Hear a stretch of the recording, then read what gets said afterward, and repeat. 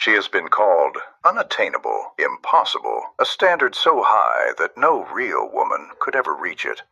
For centuries, the Proverbs 31 woman has been held up as a checklist for perfection. She rises early, she works tirelessly, she never sleeps, she never fails, and somewhere along the way, we turned her into a burden instead of a blessing. But what if I told you that we have been reading her all wrong? What if the woman described in Proverbs 31 is not a list of requirements to exhaust you, but a vision of freedom to inspire you? What if the key to understanding her has nothing to do with doing more, and everything to do with becoming who you already are in the eyes of God? Let me take you back to the original story, because the Proverbs 31 woman is not who you think she is. The words we call Proverbs 31 were not written by a king sitting on a throne, laying down laws for women to follow.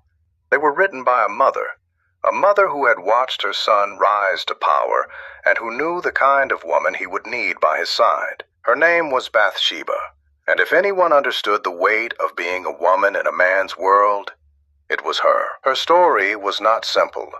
She had known grief. She had known shame that was never her fault. She had lost a husband and a child. She had been caught in the crossfire of a king's sin, and yet she survived. She grew. She became wise in ways that only suffering can teach.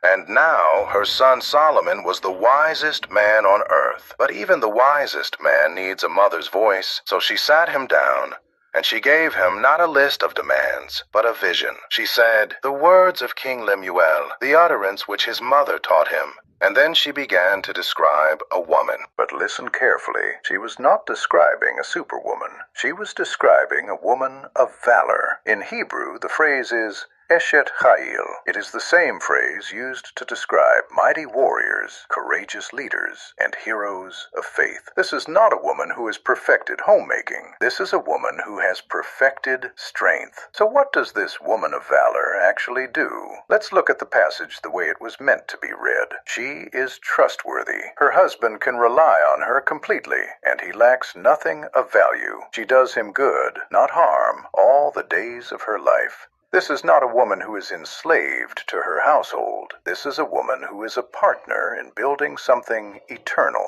She works willingly with her hands. She is not forced into labor. She chooses it. She brings food from afar, like a merchant ship bringing treasures. She rises while it is still night to provide for her household. But do you see what is happening here?